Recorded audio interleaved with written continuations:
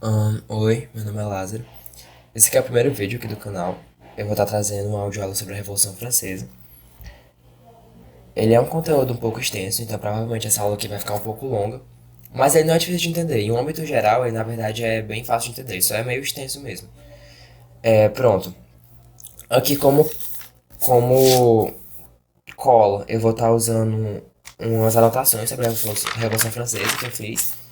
E também um esquema resumo que minha professora de história disponibilizou. Eu vou tirar uma foto e vou colocar para aparecer. Provavelmente vai estar aparecendo nesse exato momento, então você pode printar e você pode escutar a audioaula seguindo esse mapa. Pronto, eu tô gravando essa aula em formato de MP3, então você pode baixar ela e escutar depois quando convier. Certo, começando aqui. A Revolução Francesa, ela foi um movimento que durou de 1789 a 1799. Ela vai começar com a queda da Bastilha em 1789 e ela vai terminar em 1799 com o golpe promovido por Napoleão. Ela só durou, a Revolução, assim, ela se compreende em um período de 10 anos, ela só durou 10 anos. Mas ela teve muitos acontecimentos, por isso que ela é mais extensa, porque tiveram muitos acontecimentos em um pouco período de tempo, mas ela vai ser legal de entender. Pronto, desde o início é bom você saber que que a Revolução Francesa, desculpa, ela foi um movimento que, tipo, marcou a história. Há historiadores que digam que existe o tempo antes da Revolução Francesa e o período pós-Revolução Francesa. De tão importante que ela foi, ela marcou a história de uma forma que ela modificou o modo de se viver na sociedade ocidental. E você já vai entender por quê. Antes da gente começar a falar sobre o que aconteceu durante esse período da Revolução Francesa, que é conhecido como a Revolução Francesa, vamos falar um pouco do que aconteceu antes, o que antecedeu ele, para a gente saber quais foram os acontecimentos, como a França estava, o que estava acontecendo na França nesse período antes Revolução, e o que foi que impulsionou a necessidade das pessoas de promover esse movimento, essa revolução. Certo. Todo esse período que antecede a Revolução Francesa é conhecido como Antigo Regime. Esse Antigo Regime, ele é aquele regime que é reinado por uma monarquia absolutista. Para você que é uma anta e não sabe o que é uma monarquia absolutista, perdeu seus últimos 3 anos na escola, porque, enfim, a monarquia absolutista, ela vai ser aquela monarquia onde o rei, ele vai ser o detentor de todo o poder do reino, certo? Ele que vai mandar e desmandar, ele que vai decidir sobre tudo. Ele também que vai ter o poder. Tipo assim, no caso, tipo, o poder legislativo, executivo e judiciário vão estar todos na mão de uma só pessoa, que no caso é o rei. Então é que vai decidir tudo. Todas as decisões do país vão estar à mercê da sua vontade. Certo? É basicamente isso. Certo. Pronto. Um dos maiores exemplos aqui da monarquia absolutista foi o rei Luís XIV. O rei Luís XIV, ele tem uma frase que é marcante, que, tipo assim, demonstra por completo o sentido do absolutismo. A frase o Estado sou eu. Na época que ele falou isso, ele até mandou cunhar nas moedas do sistema monetário da época, então ele foi bem marcante, ele foi um rei absolutista, ele foi a imagem do absolutismo encarnado em uma pessoa. Então, a gente já entende que o poder do rei em uma monarquia absolutista é ilimitado. A França também, sua sociedade, ela era uma sociedade estamental. Para você que também não sabe o que é uma sociedade estamental, é uma sociedade dividida em estamentos. Aí o que seriam esses estamentos? É como se fossem pequenos degraus, o qual a sociedade se distribuía.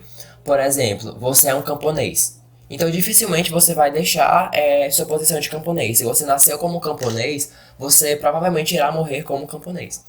Do mesmo jeito, se você é um burguês, você faz parte da alta ou baixa burguesia, você é limitado a ficar nessa posição até você morrer. Em alguns cantos da França, você podia comprar a posição de nobre. Tipo assim, se você fosse um burguês rico e você achasse interessante ter a posição de nobre, o que na época era muito interessante, você também já vai entender por quê. Em alguns lugares da França, você podia comprar com dinheiro essa nomenclatura de nobre. É isso. Vamos ver mais o que tinha lá. A França naquela época estava sendo fortemente influenciada pelas ideias iluministas.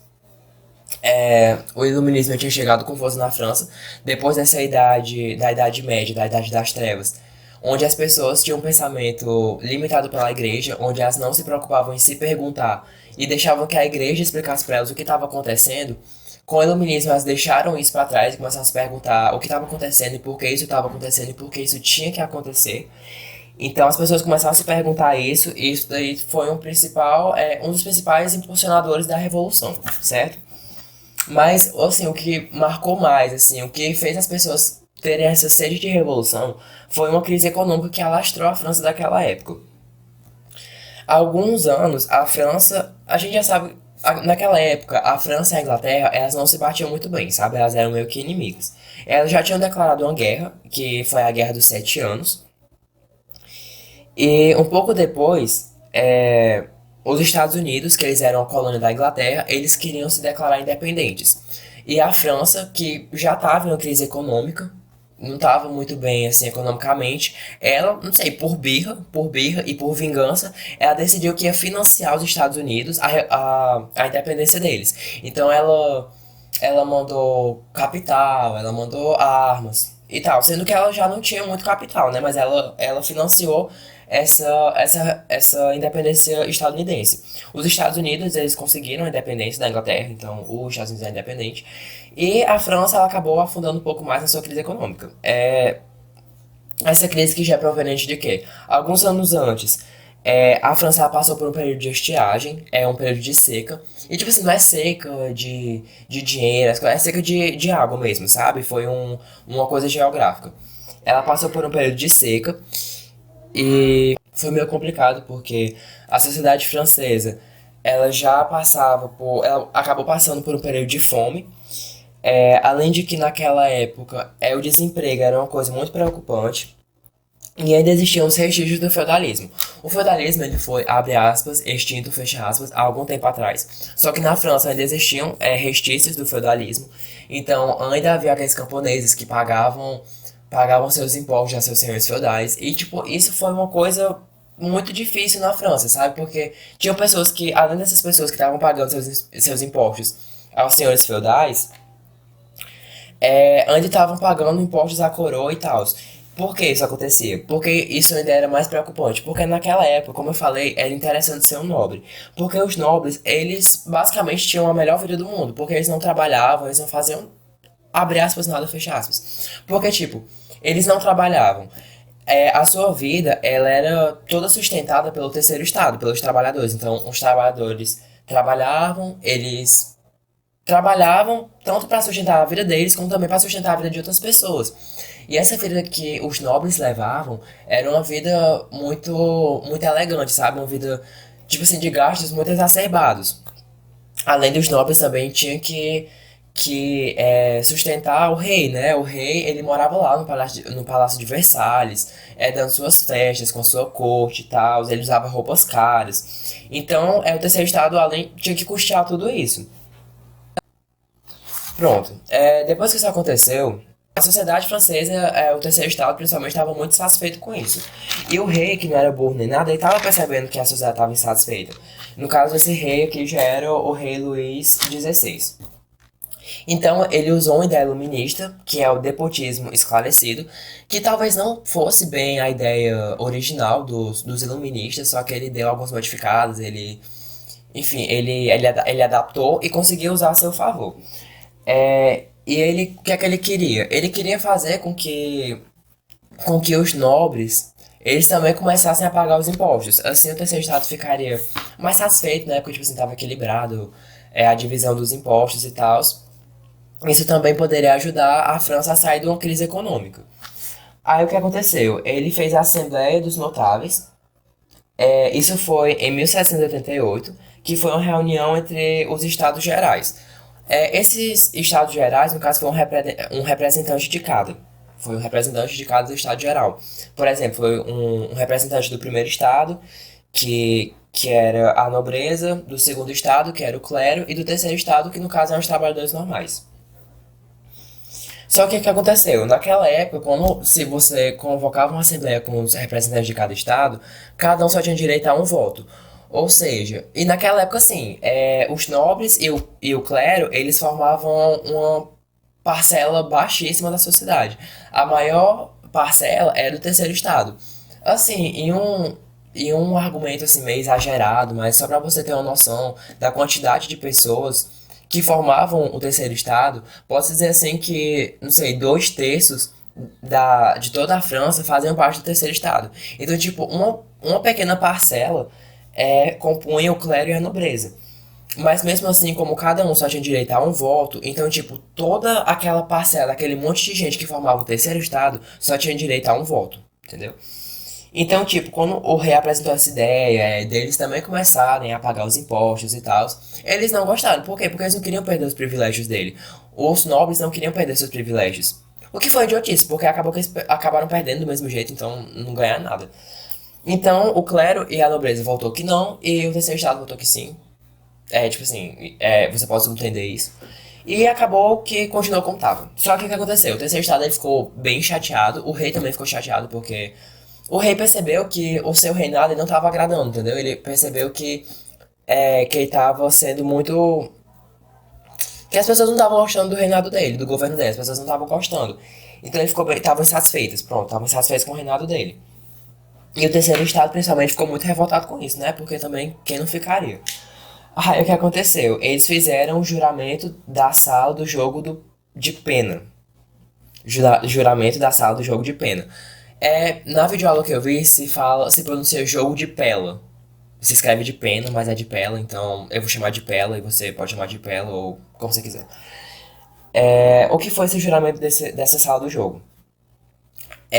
O terceiro estado, ele invadiu essa sala do jogo de pela, que esse jogo de pela, ele era tipo um tênis naquela época, sabe? Era tipo um jogo com raquete. E eles disseram que ficariam lá até que a França criasse uma constituição. E com esse movimento desse juramento, o terceiro estado acabou se autodeclarando Assembleia Constituinte. Isso aconteceu em 1789. Logo nesse período mesmo, veio a época do Grande Medo. Gente, isso aqui vocês têm que prestar atenção, porque tem uma época chamada Grande Medo, um acontecimento chamado Grande Medo, e tem outro acontecimento chamado Período do Terror. Por mais que sejam nomes assim parecidos, que dá pra se confundir, tentem não se confundir, porque foi em épocas diferentes e se vocês se confundirem vai dar problema pra vocês. Essa época do Grande Medo foi uma época de grande revolta do terceiro estado, que a gente já tava conversando sobre isso. E o que aconteceu? O terceiro estado, eles começaram a invadir os castelos dos nobres, começaram a matar muita gente, muitos nobres, começaram a matar seus patrões, e os nobres eles tiveram que. Muitos nobres fugiram da França, sabe? Alguns foram pro interior da França e outros foram embora do país. Pronto, em 1789 ainda, aconteceu a queda da Bastilha. A Bastilha, ela era um prédio que funcionava como uma prisão. Lá tinha os detentos e tal. Só que a Bastilha já estava fechada há algum tempo. Lá não tinha mais ninguém lá preso lá dentro, sabe? Ela era só um prédio simbólico. E com a queda da Bastilha, o terceiro estado ele chegou lá, ele invadiu e ele quebrou o prédio, ele derrubou. Isso não foi mais uma imagem tipo assim, porque não tinha ninguém lá na Bastilha, né? A Bastilha já não era mais usada. Foi mais um movimento simbólico, porque a Bastilha ela era a maior imagem da monarquia absolutista que tinha na França. E com a queda da Bastilha, deu para entender que as pessoas estavam procurando revolução, que as pessoas estavam procurando resultados e que elas não iam parar. Nessa época aqui, um pessoal que vai representar o movimento, que vai ser um pessoal muito presente, são os sans-culottes. Eles são comerciantes, eles são trabalhadores urbanos e pessoas do tipo, pessoas comuns, sabe? Sans-culotte significa sem calça, porque se vocês já viram imagens da nobreza daquela época, eles usavam tipo umas calças mais extravagantes. E para esse pessoal que eles ser um pessoal mais pobre, um pessoal mais humilde, eles não usavam essas roupas elegantes, eles usavam só roupas comuns, então era considerado sem calças, sem roupas chiques. Certo? Então, tipo, os movimentos que aconteceram naquela época, pode dizer que os sans-culottes estavam presentes em todos. Eles estavam presentes na queda da Bastilha, estavam presentes estavam presentes no juramento da sala do jogo de Pella, certo? Pronto, e logo depois vai vir essas duas partes da Revolução, que são, tipo assim, as pessoas que formavam a Revolução se dividiam em duas parcelas, posso dizer, que foram pessoas que representaram a Revolução, que são os jacobinos e os girondinos. Eles não representaram, eles fizeram a Revolução. Pronto, foi o que eles fizeram. Eles aboliram os direitos feudais, ou seja, se na França até esse momento ainda tinha algum restígio do feudalismo, ele foi de vez eliminado. Eles fizeram as reformas econômicas e eles fizeram a Declaração dos Direitos do Homem e do Cidadão. Isso aqui foi um evento muito importante, porque isso vai ser assim a primeira ideia, pode-se falar assim, dos direitos civis que veio a existir. Esse documento, ele é contra o antigo regime, ele é inspirado no iluminismo, ele tem ideias do iluminismo e do liberalismo. O que foi que ele fez? Ou quais foram as principais propostas, as principais decisões que vieram a partir desse documento? Eles dividiram os poderes na França, no caso são os poderes judiciário, executivo e legislativo. Essa foi uma ideia, desculpa, uma ideia principalmente iluminista, advinda do iluminismo, de um iluminista chamado Montesquieu. Eles deram direito à liberdade individual, no caso também uma das suas principais decisões foi o direito à propriedade privada. Direito à resistência, à tirania e à opressão. Ou seja, agora, a partir desse exato momento, se viesse algum império, algum governo em que o governante ele fosse um tirano e ele oprimisse as pessoas, e que fosse uma pessoa que fosse prejudicial à França e sua população, as pessoas tinham o direito de ir às ruas e, e lutar contra isso, sabe? E expressar sua voz. Agora eles tinham meio que um direito de expressão, de falar que estavam insatisfeitos. Começou também uma busca da luta pela igualdade. E tanto que essa busca da luta pela igualdade, ela foi meio que o nome, tipo assim, foram os três pilares o qual se elevaram à revolução, que foi a liberdade, igualdade e fraternidade. Tanto que isso que foi uma coisa importante, se você for ver a bandeira da França atual, ela é dividida em três cores e cada cor ela representa uma dessas palavras, liberdade, igualdade e fraternidade, um desses valores, né? Pronto. Essa igualdade, essa busca pela igualdade, ela levou a França a passar por um momento de redução dessa estamentalidade. Eu não sei se essa palavra existe, estamentalidade, mas a redução dessa sociedade de estamentos. Ela foi reduzida. Tanto que hoje em dia a gente ainda pode ver resultados dessa redução, não só na França, mas também aqui no Brasil mesmo. Tipo assim, hoje em dia você não vê mais condes, marqueses, essas coisas. Então pode-se falar que por parte a Revolução Francesa tem uma atuação nisso, certo? E nessa época eles também começaram a pensar assim, todo mundo nasce igual perante a lei. Naquela época o camponês podia pensar, eu sou tão igual à lei, tão igual na lei perante a lei quanto o rei. Então o rei não tem mais direito do que eu, assim como eu não tenho mais direito que o rei. Então eles começaram a desenvolver essa mentalidade. Então foi o que ela fez. Ela separou a igreja do clero. Então a igreja não podia mais ter uma atuação na política. Então a França virou um estado laico, sem participação religiosa. O que foi assim também uma reviravolta muito grande, já que a França, desde o início, ela foi um país muito católico. Ela foi sempre muito influenciada pela religião e agora estava passando a ser um estado laico. Então isso foi uma reviravolta muito, muito grande. Já em 1791, a primeira Constituição da França ela foi formada. Então, nessa hora, a partir desse momento, a França ela deixou de vez de ser uma monarquia absolutista e passou a ser uma monarquia constitucional, onde os poderes do rei eram barrados por uma constituição. Ele tinha ainda seu poder, mas não é tão grande quanto antes, né? Porque agora ele é limitado. Como já foi dito, já tinham sido decidida a divisão dos poderes, né? A propriedade privada. Pronto, e surgiu o voto censitário. O voto censitário era um voto. Agora as pessoas podiam votar, Só que esse voto ele ainda era censitário. Ou seja, apenas pessoas com uma renda comprovada, com uma renda alta, poderiam votar. Pessoas pobres ainda não poderiam votar. Ah, pessoal, quando eu falo assim pessoas, é excluindo as mulheres, porque naquela época, por mais rico ou pobre, só quem poderia vir a votar seriam os homens. As mulheres ainda não tinham esse direito, foi conquistado muitos anos depois. Então, no momento, eram só homens ricos que poderiam votar. E nessa época aí começaram a surgir medidas burguesas. Os burgueses, no caso, eles eram comerciantes, profissionais liberais. Eles eram, assim, basicamente pessoas ricas. Pronto, os burgueses, assim, a principal motivação deles a participar dessa revolução é porque o quê? Os burgueses, eles tinham dinheiro, eles eram pessoas ricas, mas eles não tinham o mesmo direito que os nobres. E agora, como eles participaram da revolução, eles tinham sua participação nas decisões da revolução, eles é, puderam, enfim, deixar claro suas medidas, o que é que eles queriam, entendeu?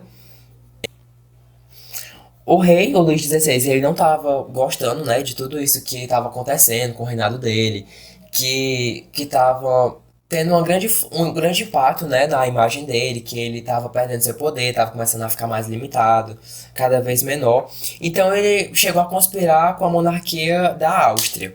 Ele chegou a conspirar e tal, porque ele estava insatisfeito com o rei dele, né? Então ele falou, teve uma hora que ele decidiu que ele ia fugir para a Áustria. Mas o que aconteceu foi que ele foi pego tentando fugir, ele foi preso e futuramente ele vai acabar sendo morto. Nesse momento, quando o rei tentou fugir, a Assembleia Constituinte ela se dividiu em duas partes, nos jacobinos e nos girondinos. Eles já formavam a Assembleia, só que a partir desse momento eles vão se dividir em tipo assim dois pedaços, entendeu? Os girondinos, que eram formados principalmente pela alta burguesia, pelas pessoas ricas, eles queriam menos reformas, até porque posso dizer que eles começaram a participar da Revolução para adquirir os mesmos vantagens que a nobreza tinha. Então eles queriam menos reformas, eles optavam por escolher menos reformas. Já os jacobinos, eles eram pessoas comuns, sabe? Eles eram uma pequena burguesia, eram profissionais liberais, e eles eram mais radicais, porque eles tinham uma necessidade maior, eles tinham uma sede maior por mudanças. Foi nessa época também que surgiu essa expressão que até hoje existe, tipo assim, pessoas de esquerda, pessoas de direita, partido de esquerda, partido de direita. Por quê? Porque nas reuniões o rei ficava no centro, à sua direita ficavam os girondinos e à sua esquerda eram os jacobinos. Então os jacobinos eram os esquerdistas. E tipo assim, você pode ver que é mais comum os esquerdistas ser aquelas pessoas que querem uma mudança, uma mudança maior, que eles procuram que são uma mudança mais radical. Já as pessoas do partido de direita são aquelas pessoas que procuram umas mudanças mais suaves, né? E foi a partir dessa época que surgiu esse conceito. Certo, nesse momento a Prússia e a Áustria, eles se juntam, eles assinam um documento que eles querem entrar na França, eles querem invadir a França e acabar de vez com essa revolução. Por quê? Porque a Prússia e a Áustria e a maioria dos países europeus daquela época, eles passavam por uma situação semelhante à França antes no antigo regime. Tipo, eram aquelas pessoas, tipo assim, onde a monarquia, a monarquia, a nobreza, era sustentada por trabalhadores mais pobres e tal, que pagavam seus impostos certinho e tudo mais, né? E, tipo assim, quando esses países veem um país evoluindo, um país se revoltando e conseguindo deixar para trás essa monarquia absolutista, eles também sentem a sede de mudança. Então, pode-se falar que a Prússia e a Áustria entraram na França para tentar acabar com esse movimento porque elas estavam com medo de que acontecesse futuramente essa revolução em seus territórios, né? E, tipo, por ironia do destino, a França, ela acabou vencendo essa guerra. Assim, porque a França ainda estava abalada, né? Tanto tipo assim, por estar deixando agora esse absolutismo pra trás, tá tendo esses movimentos e tal. E tinha algumas pessoas na França que não queriam optar por a guerra, porque achavam que a França ainda tá. Tipo assim, o capital da França ainda estava muito baixo. E tinha poucas pessoas pra lutar e tudo mais. E tinha outras pessoas que ainda queriam lutar, mesmo se ainda queriam tentar a sorte de lutar. E acabou que a França participou da guerra de qualquer forma e venceu. Depois dessa guerra, ficou bem esclarecido o que tinha acontecido, de como o rei tinha se envolvido com a Áustria e de como o rei tinha conspirado contra a França. Conspirado entre aspas, né? Tipo assim, as pessoas decidiram que aquilo foi uma traição contra a França. E acabou que o rei foi morto em 1792. Um ano depois que o rei morreu, a sua esposa, a Maria Antonieta, ela veio a morrer também. A Maria Antonieta, ela falou uma frase que também se destacou muito nessa revolução, que destacou muito nessa história, que deixou bem claro como a monarquia e as pessoas nobres não estavam ligando pro problema do terceiro estado, sabe? Não se importavam da fome que estavam passando, não se importavam com os problemas que estavam passando. Porque certa vez o terceiro estado. Terceiro estado, né, gente? Tô falando assim, tô me referindo ao terceiro estado como um nome geral para as pessoas que participavam que compunham esse estado, mas não é todo mundo que tava lá, não. Foram lá e falaram com ela que os pobres não tinham pão. Aí ela falou: ah, se eles não têm pão, que eles comam bolo. Então isso foi uma frase que deixou bem claro que ela não se importava, que ela estava cagando e andando para os problemas do terceiro estado. Enfim, ela morreu. Enfim, ela morreu, né? Certo. E aí foi nesse momento que os jacobinos eles tomaram a posse. Com a revolta de Valdeia. Pessoal, isso tudo foi em 1793, viu? Tanto quando os jacobinos tomaram posse com essa revolta. Os jacobinos, eles fizeram uma reforma, eles fizeram uma nova constituição, deixando para trás aquela constituição, a constituição de 1791 e dando início à constituição de 1793. Nessa nova constituição, o voto se tornou universal, graças a Deus. Tipo assim, quando eu falo universal, as mulheres ainda não tinham direito de votar. Mas agora os homens pobres também tinham, então já é alguma coisa, né? Ainda é melhor do que nada. Uma melhor condição de vida para os trabalhadores, que eles passavam por jornadas de trabalho muito intensas, muito pesadas. Eles fizeram a reforma agrária, a lei do máximo. Nessa lei do máximo, eles delimitaram o preço máximo que os produtos podiam ter, entendeu? Eles delimitaram até quantos produtos, principalmente os produtos alimentícios, podiam chegar. Por exemplo, o pão. Tipo assim, o pão pode custar até tantos reais para que toda a população possa comprar pão. E a partir dessa hora também, a escravidão ela foi completamente abolida das colônias francesas, porque até então existia escravidão nessas colônias, mas agora ela foi abolida. E pronto, isso deu início ao período do terror. Por mais que essa nova constituição, esse período que os jacobinos eles tomaram posse, foi um período assim relativamente bom para a sociedade, já que teve a reforma agrária, teve o voto universal, ajudou os trabalhadores, ajudou as pessoas a comprarem comida. Mas o que aconteceu? O principal representante jacobino, sabe? É como se ele fosse um presidente. O principal representante jacobino que tava mandando naquela época era um cara chamado Maximilien Robespierre. Você tem que lembrar desse cara, tá? Maximilien Robespierre, lembre dele. Ele ele começou a ficar louco, sabe? Tipo assim, ele começou a ficar insano, pensando que as pessoas queriam derrubar a revolução dele. Então, o que foi que ele fez? Ele começou a matar muita gente. Inclusive, a guilhotina, ela foi criada nessa época, certo? É a mandado dele. Qualquer pessoa que fosse suspeita de ir contra a revolução era levada à guilhotina.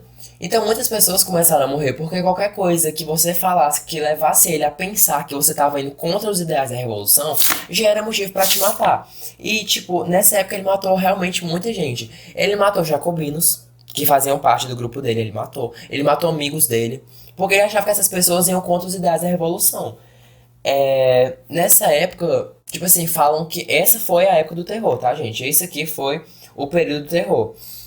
Nessa época falam que, nesse período do terror, as pessoas falam que as ruas da França eram vermelhas de sangue, porque dezenas de pessoas eram guilhotinadas todo dia, eram mortas todo dia. Mas o que aconteceu? Esse cara foi tão longe, ele matou tantas pessoas, que em 1793 ele foi preso e logo após ele foi morto.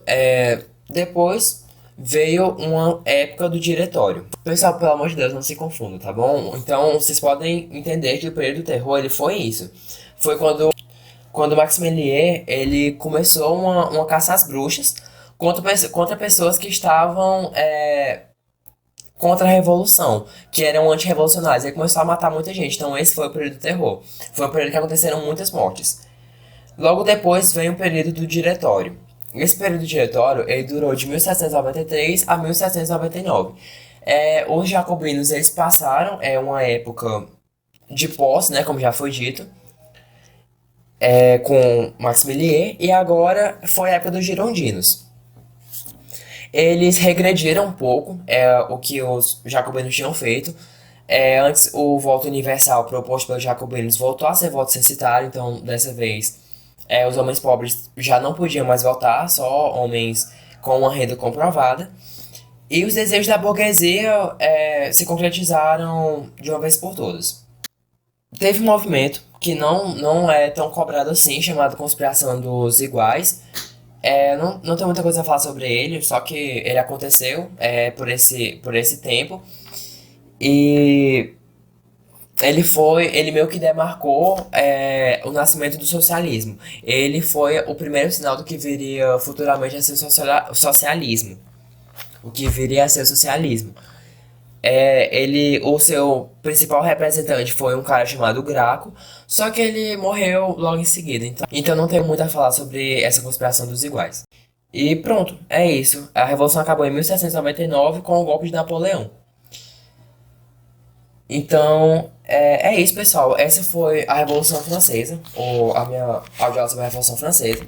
E é bom ver também de como ela influenciou, como ela trouxe à tona tantas coisas que tem até hoje, entendeu? Ela foi a principal, como já foi dito, ela foi a principal, ela modificou o modo de vida ocidental.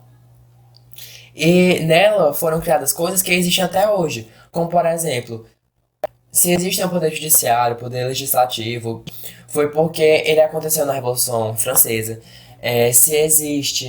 Se hoje em dia não existe mais conde, condessa, visconde, foi por parte também, graças à Revolução Francesa, que diminuiu os estamentos. Então a gente pode ver que, mesmo que ela aconteceu há muito tempo atrás, há alguns séculos atrás, ela foi um movimento muito influente para a sociedade moderna.